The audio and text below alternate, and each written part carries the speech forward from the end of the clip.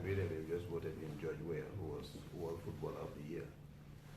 In Senegal, they have an ultra-modern airport that can compare to anything relatively in the United States. And they have a visionary president. In Gambia, we have just moved on. And what we are saying is that in terms of strategic location, there is no more strategic location than Banjul to BWI. Now, if you go back in time in history, U.S. got their independence in 1776. The first slaves that were brought into the United States was a cargo of 15 able-bodied Gambians, 15 in number. And they came into the United States.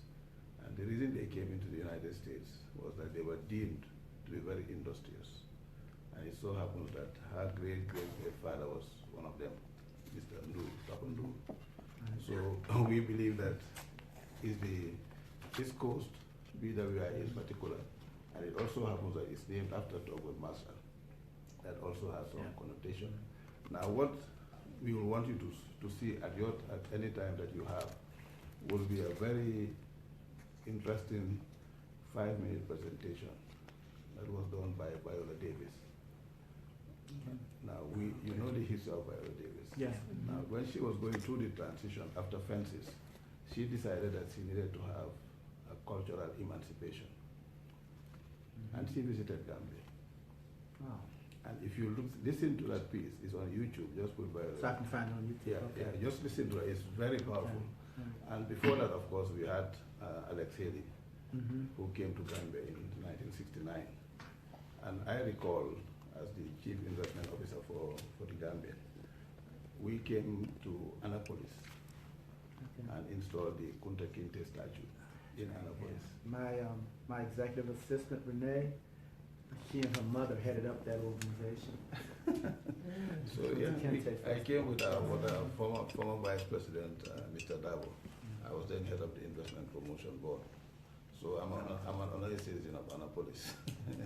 So but closer home, what are we saying? St. John's College, man. Yeah, so what we are saying is that we have two directors from Civil Aviation who are here to do this. And we are the American Chamber of Commerce of Gambia. And the American Chamber of Commerce is an extension of the U.S. Chamber of Commerce, of the Black American Chamber of Commerce, and more particularly the USAID and the United States Department. So we are affiliated indirectly, and our mission is essentially to promote trade and investment. But you cannot have trade and investment without transport and logistics. So there is a natural fit, and that is what we are looking at. And we've been going on this for some time, and we have not given up. She has not given up. She's always saying BWI, BWI, BWI. And every time she says it, you guys have been phenomenally receptive to wanting to assist. So we now believe that we are at a critical crossroads to now, walk the talk and make things happen. And what we are looking at is, if you look at the passenger load, we're saying that we need to have a hub and spokes arrangement that is looking at an airline, and we're looking at public-private partnership. As Tony rightly pointed out, you have been bombarded with people wanting to come, and it's been a paradox. Those that want to can't because they don't have the money. Those that have the money don't have the know-how. Right. So we're saying let's do a public-private. Now we've got a new outfit called Fly Meet Africa in the Gambia. What is it called again? Fly Meet Africa. Yeah, it's basically a small airline, but they have the technical know-how because the two people that are running it are quite world-class, in terms of aviation. Now we have told the government that if you want to move this, and that was why we're very impressed with this economic impact report, that an airport, just like you have done and you have demonstrated over time, should be seen as a catalyst for economic development in the region that they are in. And that is what we've been saying. So she gave us some phenomenal statistics, that I'm sure my friends have taken, note of this. And what we are looking at is to look at having a West African regional carrier that will purposefully target PWI as the first point of entry. And Tony gave us the model in terms of what you have done with Southwest. So when they come in, this becomes a, kind of a feeder airport. Yes. So they come in, land here, and then they just move into the other jurisdictions. And if you look at the statistics of West Africa, we have a population almost the size of the United States. It's almost 250 to 300 million. Right. And it's an emerging economy with a lot of purchasing power. And there is a lot of Gambians and West Africans by extension who got their university education in the US and have now gone back and are doing phenomenal things. And there is that natural connections. Even student population, we also have exchange programs where we are looking at student tourism. So we now have situations where students during their summer months, they come in and do internships in Gambia from Howard University. They come in, we have Harvard, we have Columbia, we have I think it's St. Mary's College in Maryland. Yes. In fact, they were one of the feeder universities that started with us. I benefited from it. I came here in 2008. So, Yeah.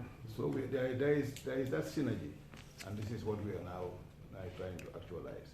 So what we want going back is to really sell the message that we have to use our airports individually and collectively to catalyze economic development. So what we would probably need from you, either now or later, is what does it take in terms of your operating standards? What kind of an investment does one need to have to fly into your airport? Of course, the other elements in terms of the security and the checkpoints that they have to go with the FAA, those are all on board.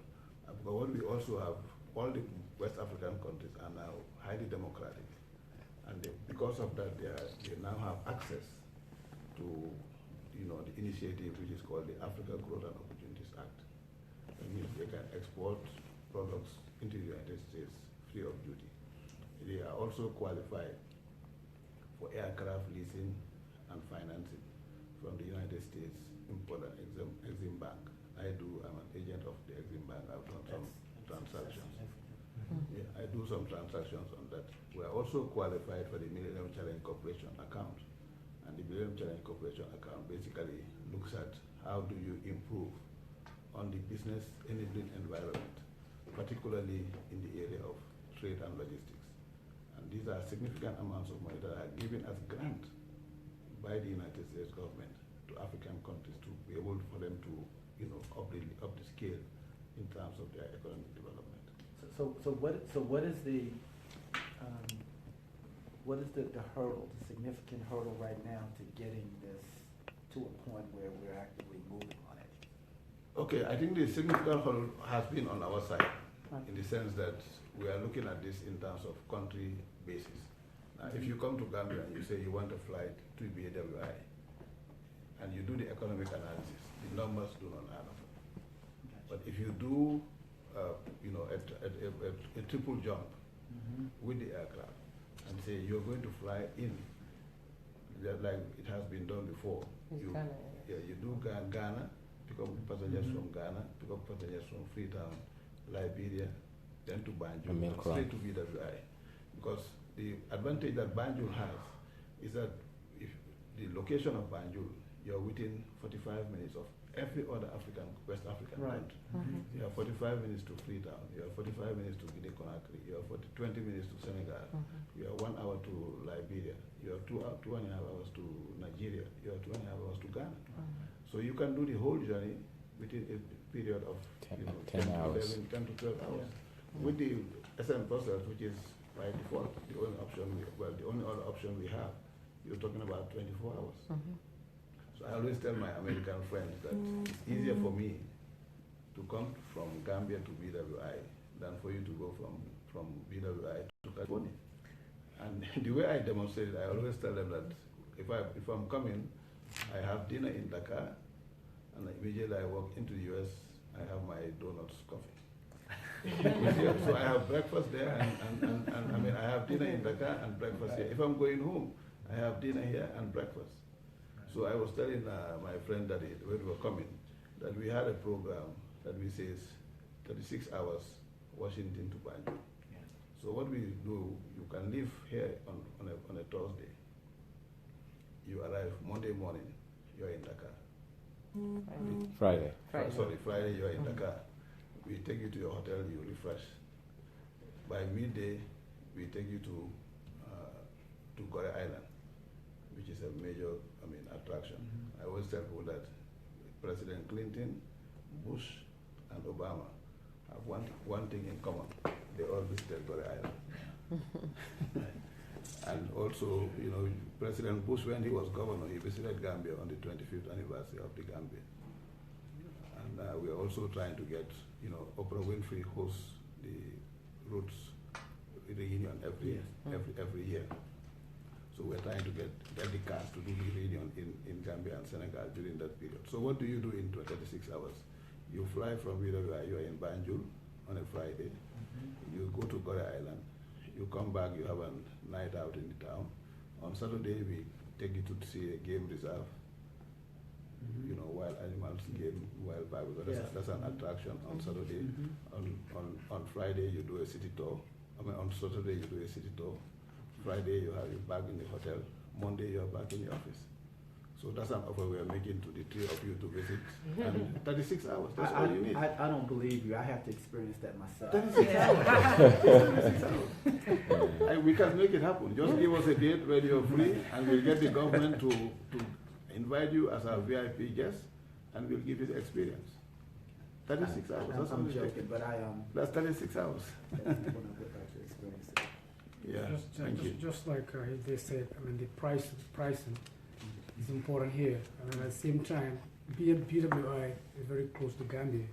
It's about 7.5 hours you could be able to get here, so it's much closer to many destinations. Yeah. Yes, but as a small airport, we've not been doing that much of the traffic. We think that coming to BMI, we could be able to learn from this airport. So what are the things that you're doing that makes this airport what it is, and also be able to forge a partnership with the Gambia Civil Aviation Authority. Right. I may be wrong, but I think you only have this is the airport authority. So you have the civil aviation as well. Because in Gambia we have both is a 2-in-1 issue here. Civil aviation is at the same time the airport authority. But then down the line, in a few years' time, we're going to decouple it.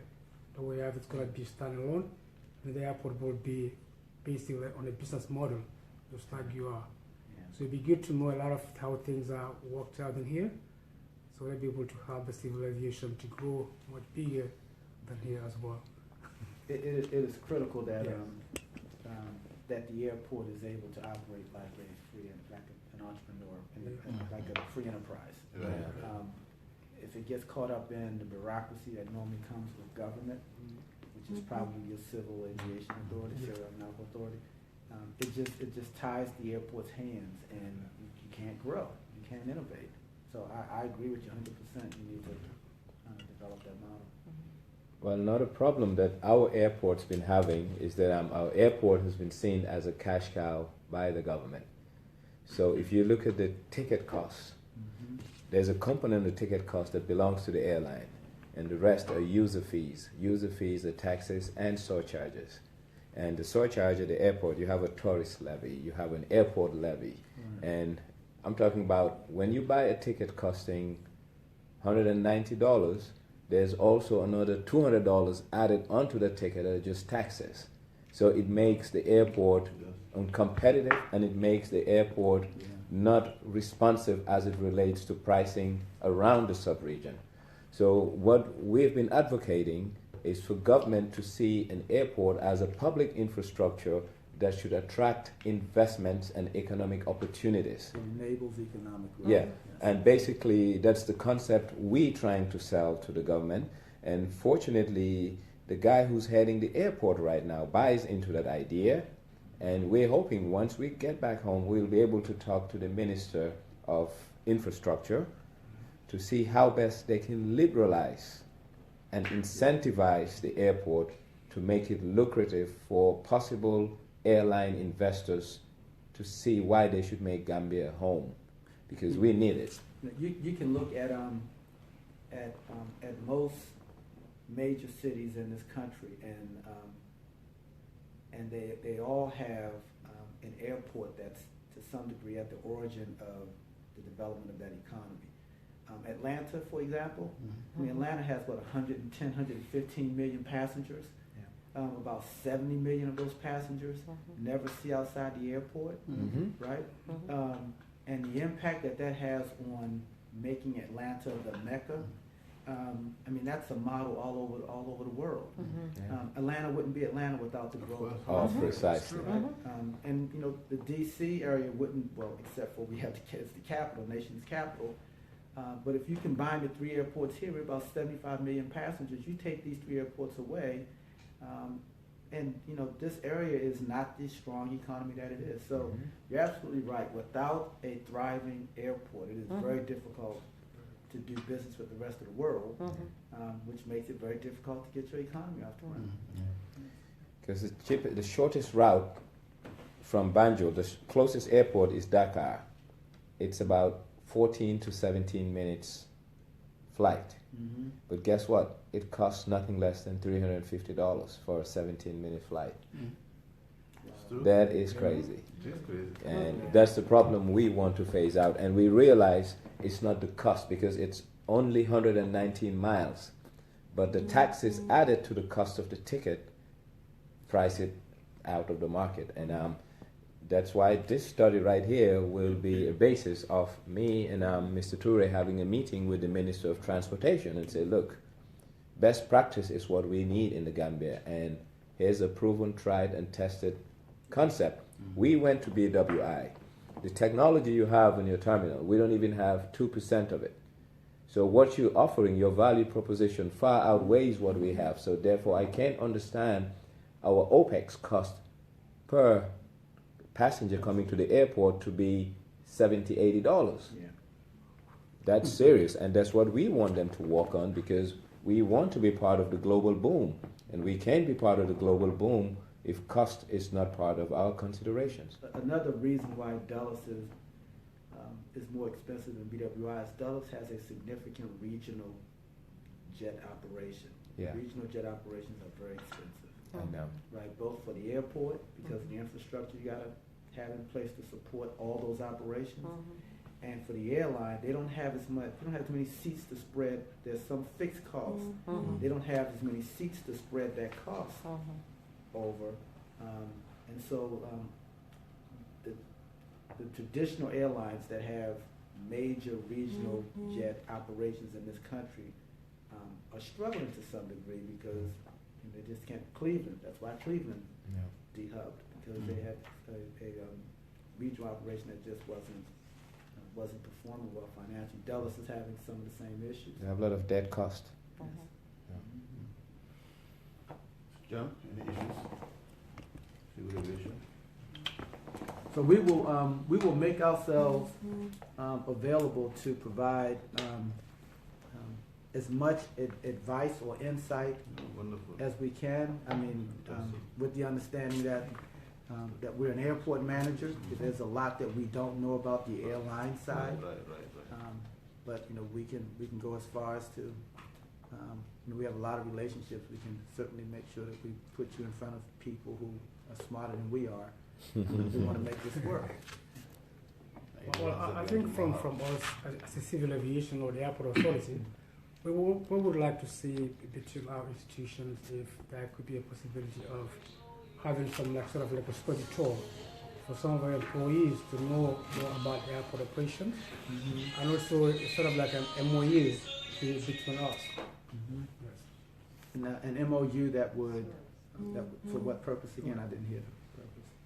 Well, what I mean, the MOU in terms of offering technical assistance, training. I got you. Training, yes, and also job attachments. This is on a study tour to understand more of airport operations.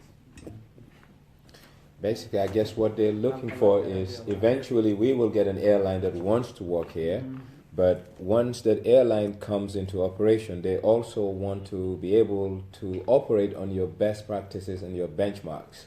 So for that to happen, they need to at least have some sort of training with your airport to understand the do's and don'ts and how you want to operate. Then therefore there won't be red flags and issues that will stifle the relationship. And that's what they're looking for. We are hoping that an airline will come. Yeah. Well, I like that idea. One of the things we learned when Ghana was here, we were so focused on the passenger side. Right. I don't think we had a clear understanding of the cargo aspect. I mean, they almost carried more cargo on the passenger plane than passengers, and that was, that Africans was new to travel us. heavy. Yes, Period. yes. I mean, they would call Southwest Airlines to stop flying bags free. That's a joke. Yeah, I mean, that was a realization we had to come to. We started putting scales and stuff out in the terminal and bag wraps. Yep. So there's a lot for us to learn as well, and yeah, I would love to forge that relationship. Fantastic. Wonderful. Wonderful. Thank you, Mr. Smith. I think that's a gracious offer, and every journey starts with a step. That's right. And the first step is the intent. We intend to have a cordial and long-lasting relationship with BWI for reasons that are mutually beneficial to both the BWI and the Gambia. So, of all the 3 airports within the DMV, BWI is the airport of choice for the average Gambian diaspora living not only in the DMV, as far as Pennsylvania. So I think people in Harrisburg and others, they'll tell you, I'd rather land in BWI than land somewhere in Newark. So BWI has become an airport of choice for the Gambian coming to the DMV area. So we will focus our energies to make sure that something comes out, to make sure that an airline flies out of BWI back home. But like we said, Gambia has a game of numbers against her because it's a population of 1.8. But notwithstanding, Gambia is the nerve center of the West African region. So everything emanates out of Gambia. So now if we can create a hub and spoke arrangement, we will collect passengers from the sub-region and fly out of Gambia to BWI, thereby fulfilling the numbers that Gambia don't have. That's our responsibility. We will go back home and work on that, but it's good that we've opened the doors to communicate, and once we have potential airlines that we can partner with, I think now we are all on a first-name basis. We can just call onto your office, and hopefully something good and great will come out of it. So I always like to fall back on timing. Are we talking months, years? It has to be months because we just left December and we were all talking. We had a big issue in December, and that's why I asked him a question: how easy is it to get a charter from your airport? Commercial charter that can take 350 passengers, because in December we have a pilgrimage in Gambia. On average, we have nothing less than 25,000 Gambians coming home for a period of 10 to 12 days, mostly from North America and Western Europe. And the problem the North Americans, Gambians, have coming home is access. So all the seats were sold out on the flights inbound to Gambia and even to Dakar. So a lot of people, we have a suppressed demand, meaning there are more people wanting to come home and can't find a seat on an airplane to come home. So what we want is to fix, like I said, that's a short-term problem, but we will fix it because we want air access. Gambia literally is locked out internationally as it relates to North America. And another thing, we are developing agriculture because I'm an economist, he is one. And organic produce is big business, and we are shipping organic produce to London. But now what we want to use, we were thinking of Miami, and it's a hurricane. That's the reason we were invited to Fort Lauderdale and Dade County. And the problem was the hurricane. Basically, we're trying to get cargo, fresh produce to Miami, and hopefully it will be trucked to the eastern seaboard. Now, BWI can be the right center where fresh produce can come, and it can go both ways. It can go northeast, southeast. Right. So these are the things that we are working on, and these are all short-term arrangements that we're doing. And it's great that we met, and we now have a better understanding that cost is a major issue for you and cost is a prominent issue for us because we are from a very deprived society as it relates to dispensable income. So the least we spend outside, we're better off. So having someone who's frugal helps us. So what's the cost issue for us? You mean cost is a priority? It's a priority because your operational cost is very responsive. So you're a frugal airport, so that makes us a frugal partner in terms of being able to deal with you. So good marriage. Okay. Great. Love it. All right. Anything else? So, Eric, did you have anything you wanted to add? Well, first of all, I just want to thank the Gambia delegation and all my friends there for continuing to work with BWI, Baltimore, my hometown. Unfortunately, I could not be there in person today, but I appreciate being on the teleconference with everyone this morning. And I just want to share, as I think most of you know, I'm very supportive of any direct flight into Banjul from Baltimore and the cargo and all the other opportunities of trade that comes along with it. And my company will be here to support the efforts, especially on the small business and passenger business on the North American side from Baltimore into Banjul. So please give my regards there, all of my friends and family in the Gambia when you get back home, and let them know that we're still continuing to work the Baltimore to Banjul service, and I'm very supportive of it, and will do whatever I can on my end to make it a reality. Thank you. Thanks, Eric. Thank you. Thank you. Wonderful. Okay. Great. So, on that note, we once again want to extend our heartfelt thanks and appreciation to you Thank you. for taking the time, for the hospitality, for the disposability, and for agreeing to at least handhold our friends at Civil Aviation to develop their capacities, to develop their capabilities. And as you rightly pointed out, the question is when. If not now, when? This should have happened yesterday. As I said, Eric has been on it, Safi has been on it. We are galvanized. There is a new orientation, there is a new dispensation, and we believe that we can convince the West African leaders to take advantage of this golden opportunity and the doors that you have so kindly extended hands of friendship to us. And we only encourage you, next time you want to study, go to Morehouse.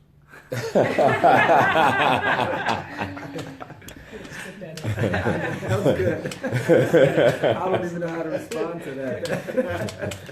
Once a Morehouse man, always a Morehouse man. Yeah. All right. Well, we're honored that you're even considering this airport, right? And that you're taking the time to understand what we can offer in a partnership.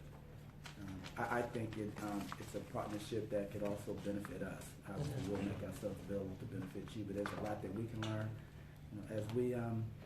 As we position ourselves to be a more significant international airport, understanding the culture of Africa, understanding the challenges that you bring, offering services. Just as in the same room, we spent a lot of time talking about nonstop service to Seoul, Korea, right? And there are unique challenges to that. So if we're going to be a major international airport, we need to be able to understand those kinds of challenges, and that's what you bring to us. So please don't approach this thinking it's a one-way street. We have a lot to learn from you as well. Thank you. So much. We'll make Thank you. ourselves available to you. We probably should do a field trip real soon. Oh, definitely. We are more than delighted to host you guys. We are going to send a formal invitation. We will send you an invitation, and I think sometimes it's great to have a feel of what you really want to do, and that will be a game changer because our global realities sometimes get lost because we think virtual and very local. So once you come there and see what we're doing and what we're trying to do, we can see how best to make the relationship much more beneficial for all. So we will send a formal invitation through the Ministry of Works, so it will be an invitation through government. Then once that happens, you will be a guest of the state, and we'll make sure that we can have a fruitful, adventure in Banjul to see the opportunities inherent in coming to the Gambia. I'll say this to you, in that there's no such thing as a field trip to Africa. It's a transformative experience. I like that. It's not a field trip. Thank you very much, Ricky. Thank you very much, Tony, for taking time from your busy schedule to accommodate this meeting. I mean, I've been working, as Mr. Toure said, with Tony, I think, for the past 3 years on this. We've been trying to get when we decided to come to Atlanta, I just told them, let me send him an email to see whether he can fit us, and he responded to me immediately after that, and he was really, positive with this visit, and I can see that we can get things happening. And we hope that before the end of this year, we can materialize this God direct willing. flight. Yeah. All right. It's really needed. Thank you. Thank you very much. Thanks a Thank you lot. very much. Look for the- Yes. Yes.